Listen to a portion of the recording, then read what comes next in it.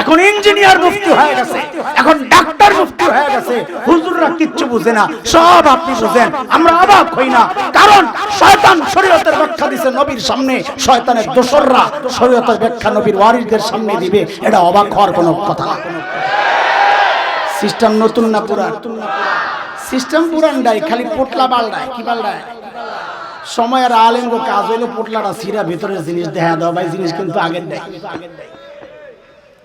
শয়তান যখন দেখলো 1 নাম্বার ধোকায় কাজ হয় নাই, এইবার মানলো 2 নাম্বার। ইল্লা তাকুনা মালাকাইন।